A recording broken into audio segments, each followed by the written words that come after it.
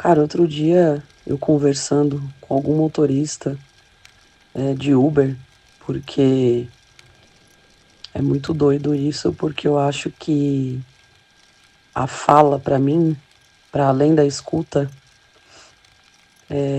ela tem um poder gigante, assim. Então, em quase todas as vezes que eu tenho a oportunidade de ter troca, eu simplesmente não nego, assim. Eu aproveito essas janelas. Eu acho que uma das dádivas da vida é você conseguir dialogar. Para além de saber ouvir, né? Que também é uma outra arte. Mas em um desses trajetos e em uma dessas conversas,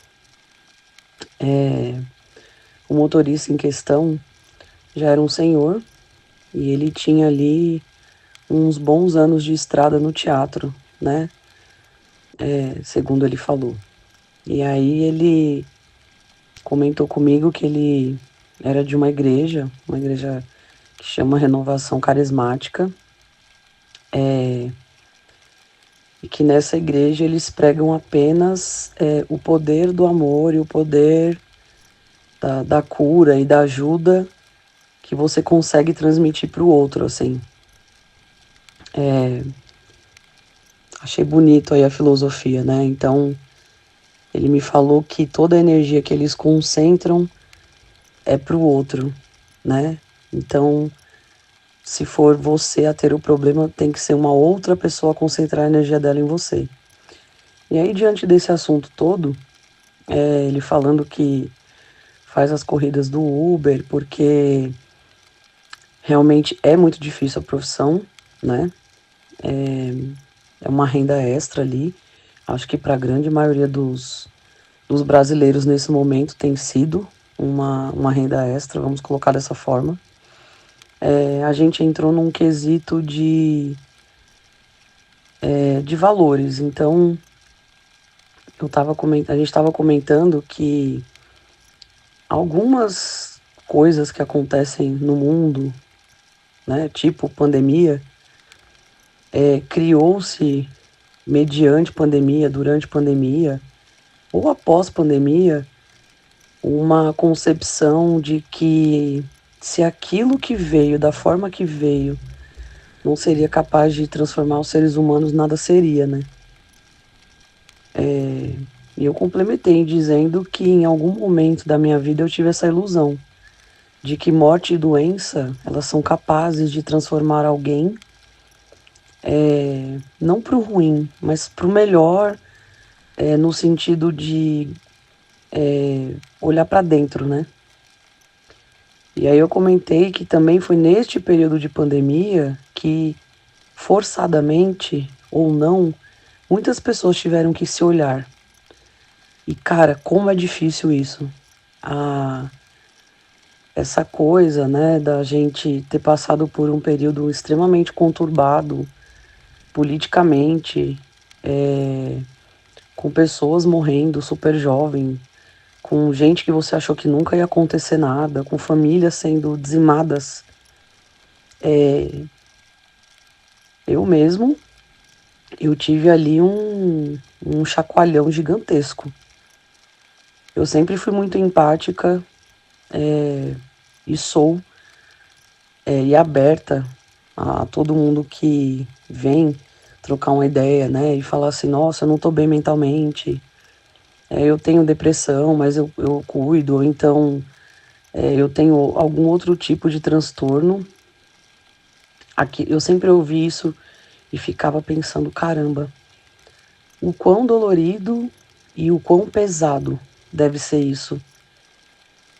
E ao mesmo tempo, linkando aí com o que o cara falou da religião dele, o quanto também a gente ainda tem de pessoas que acham que terapia é falta de Deus, porque existe uma grande confusão entre crer em algo, entre ter fé em algo, entre os meios, né, ou sejam, religiões a qual você escolhe para entrar em contato com essa fé que você desenvolve, que você acredita, e, E para mim, a morte e a doença são os dois extremos do nosso plano, assim. E eu tava comentando com ele que eu não acho palpável. Eu não acho que as pessoas melhoraram, muito poucas. Em contrapartida, eu acho que nós fomos mesmo obrigados a olhar para dentro. E assim, a sua vida, ela abre uma clareira quando você resolve silenciar o resto do mundo para ouvir o que te grita dentro, assim. Você tem que ser bem corajoso, porque a gente acha, né, objetifica como o demônio sendo os outros, né? Nunca é a gente. Nunca é a gente que está na posição de julgador ou qualquer coisa parecida. E eu acredito que é uma das coisas mais importantes, para além de dinheiro, sei lá, para além de tudo que a gente pode ter, é saúde mental, assim. E aí, cara, a gente vive um momento que tudo tem que ser tão rápido, tudo tem que ser feito às pressas, tudo tem um. O consumo de tudo é muito volátil e uma certa exposição com mídia pela busca desenfreada da aceitação ou do engajamento, né? O quanto isso só piora a situação. Porque outro dia eu estava comentando, né, com os amigos e tal, sensações. Então, assim, o que que você tem ou lembra? Qual a última coisa que você lembra da sua vida que foi uma felicidade genuína, um momento de emoção genuína, né?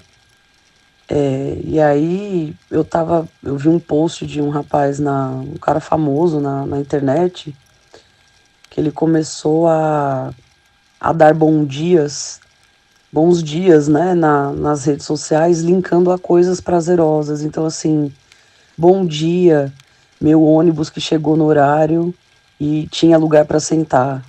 Bom dia, primeira casa que eu comprei, que eu dormi no chão, num colchão. Bom dia, cheiro de chuva quando cai na terra molhada, né? Quando cai na terra. E, cara, o princípio de tudo assim é tão mais básico, né?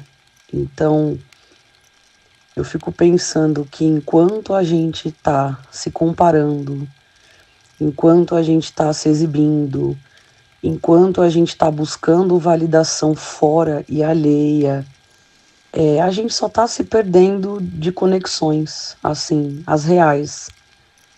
Aquelas que você pode olhar no olho e sentir a energia da outra pessoa.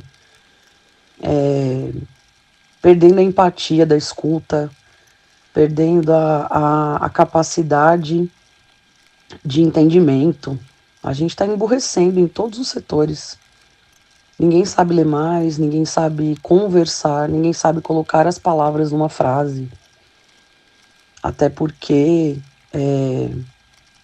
você não pode também, assim, nossa, ser muito profundo, porque é ruim, né? É culto demais ser profundo pro mundo que a gente vive. É muito pesado. E aí, fazendo um grande link com isso tudo, assim, o quanto mais a gente conseguir se desligar, se olhar, se escutar, se entender, com certeza melhor a gente vai ser com o outro, independente da devolutiva, independente da reciprocidade. O quanto manter a nossa mente tranquila é um diferencial, né? Na, num mundo que a vaidade e a soberba ela é gigantesca. E assim, o poeta aí, né? Alguém disse que a vida é a ânsia de ter e o tédio de possuir, né? E, cara, a gente vai crescendo, vai estudando, vai trabalhando e pelo menos eu faço uma corrida insana para eu nunca me desprender das pequenas coisas que me geram prazer diariamente. Então, assim, caramba, eu lembro quando eu tive meu primeiro carro, eu lembro a felicidade que foi quando os meus pais compraram a nossa primeira casa. Eu guardo isso tão vivo, porque assim, você vai crescendo, vai estudando, a tendência é que você melhore a sua situação financeira. Dentro dessa melhora, você já começa a ter facilidade de adquirir algumas coisas. Então, sei lá, para mim, às vezes, ter um tênis da hora, que era o tênis ali, nossa, do momento, que todo mundo da escola tinha e eu não podia ter. De repente, agora você tem 5, 6 pares, e aí você fica pensando, nossa, eu comprei no automático. Que merda, né? Vamos colocar dessa forma. Então, que a gente consiga, dentro das nossas relações, dos nossos âmbitos, nunca se desprender dessa sensação. Porque eu acho que é isso que faz a gente ainda continuar centrado aqui. É lembrar que, porra, um abraço é foda, comida de mãe é maravilhosa, é a relação que você tem com a pessoa lá que, sei lá, você treina, com o seu amigo da infância, com uma coisa que você queria muito comprar e conseguiu, que essas banalidades elas não consumam a gente de uma forma que a nossa alma desintegre, que a gente consiga transcender tudo isso para manter um propósito de estar aqui.